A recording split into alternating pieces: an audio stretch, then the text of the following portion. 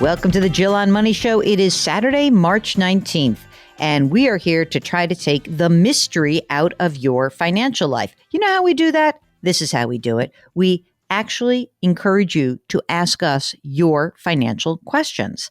You might have questions, especially after all the turbulence in the world and in the markets. And now we have a Fed meeting and we have a rate hike cycle that has now begun. Maybe you actually need to think about this. This is important because you are going to see a change in how the borrowing and lending in this world are going to proceed. It's going to be different, gang. We are in a different place.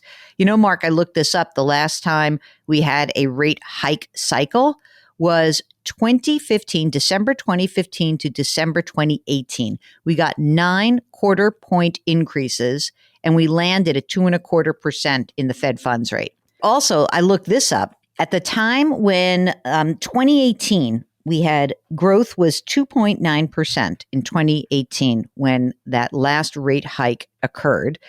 And we were just sort of looking at a world where I think the Fed was trying to stave off higher inflation potentially, but inflation was at 1.9%. Doesn't that seem quaint? 1.9%? Unbelievable. Anyway, it's a different world. And if you've got questions, we are here to answer them for you. That's what Mark and I love. We love this more than anything else, any other part of our jobs. Answering your financial questions is the best, by far, by the way. So we encourage you to give us a shout. Go to JillOnMoney.com, click the Contact Us button, and we will get your note. That is what Brian did. He is on the line from Seattle. Hey, Brian, how are you? What can we do to help you out?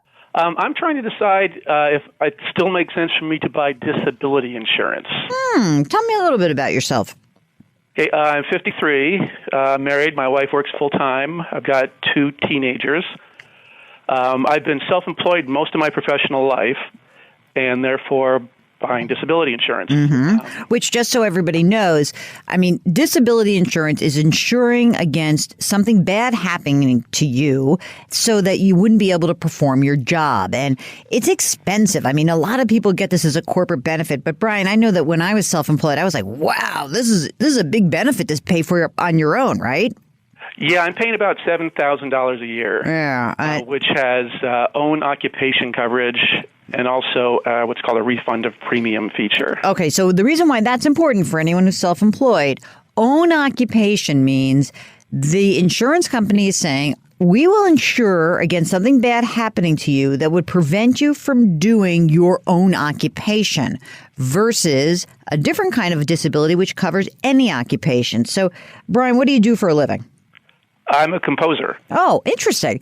Okay, so it would be the difference between saying Brian couldn't do his job as a composer and we're going to pay him the money, 60% of whatever he earned previously versus Brian can actually flip burgers, so we're not paying out on this policy. And that's why own occupation coverage is so much more expensive than any occupation coverage. Tell me more about what you're considering here. I've been able to put enough away that according to your metric of being able to generate income with 3% or less withdrawal rate, I could probably live okay on that. Not great, but okay. Yeah, I mean, I wouldn't be flying around the world every 6 months, but I'd be okay. I wouldn't be counting pennies. Okay. So it occurred to me that if the worst did happen and I couldn't work in my field anymore, I could, I suppose, just retire. How much do you earn, approximately? It varies anywhere from $75 to $200 a year, something like that. Would you, you're young, you're in your early 50s, but how much longer do you think you'd like to work? Oh, I could see working for another 5-10 years and then maybe pseudo-retiring, like to teaching or something like that. My first blush is like, well, you've got enough money, you don't really need to pay that $7,000. But I mean, if it were $7,000 because you're making $200,000 a year, I'd say, oh, you know what? Just keep doing it for the next 5 years and then wind it down. I guess that while you're still in this peak earning years, in these years, is it worth it to you to pay the $7,000 in case something awful were to occur? to be able to live a more comfortable lifestyle? And I guess that's really a question that I'd ask you. I would hate it if something happened where you said, okay, I went from making whatever, let's do an average, 135, 40 grand a year, and now I'm making zero. Boy, it sure would be nice to have that, 80 grand a year coming in tax-free. Mm-hmm. So I'm inclined to say keep it for a few more years till you beefed up your savings to the point where you are really like, I wouldn't even have to change my lifestyle if something bad happened to me.